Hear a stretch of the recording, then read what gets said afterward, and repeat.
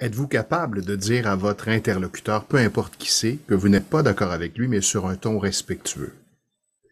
Actuellement, j'interviens depuis quelques mois dans pas mal de conflits de communication et j'observe que c'est difficile pour les gens de ne pas réagir dans l'émotion.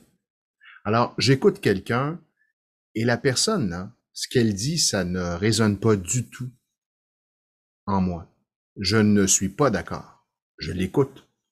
Et si je sens l'émotion monter, je me répète, ça ne m'appartient pas. Elle me parle d'elle, tout simplement, pour me détacher.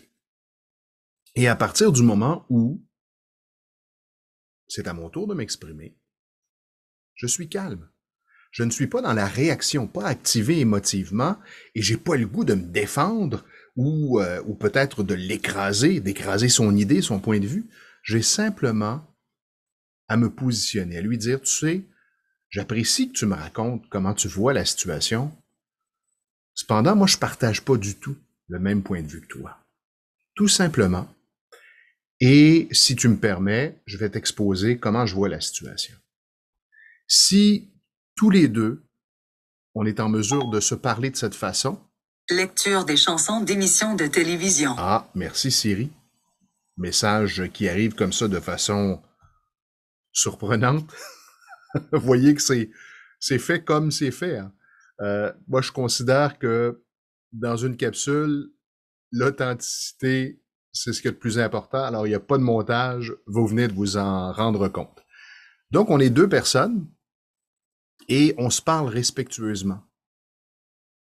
On va faire évoluer la discussion et l'échange. Si jamais on se rend compte qu'on est dans un cul-de-sac, ben simplement se dire, bon, on se donne du temps, on va réfléchir chacun de notre côté, on va amener des éléments nouveaux dans notre prochaine séance. Que dirais-tu qu'on se donne 24 heures ou 48 heures ou peut-être même davantage? Exercez-vous à le faire avec votre entourage immédiat. Le meilleur endroit pour exercer ce genre de communication, c'est dans sa famille, c'est avec ses amis, des gens qu'on aime, des gens qu'on apprécie, et souvent aussi des gens qui, lorsqu'ils vont parler, ça va nous faire réagir davantage parce qu'on les aime justement, puis on aimerait tellement qu'ils pensent comme nous. Mais c'est la diversité des pensées qui nous permet d'évoluer, de comprendre, d'apprendre des trucs différents. C'est fascinant. L'humain est fascinant, complexe à la fois. Alors, exercez-vous. J'écoute et si je sens l'émotion monter, je me répète, ça ne m'appartient pas. Il ou elle me parle d'elle ou de lui. Je reste calme, je respire et ensuite, je peux lui exprimer sur un ton posé.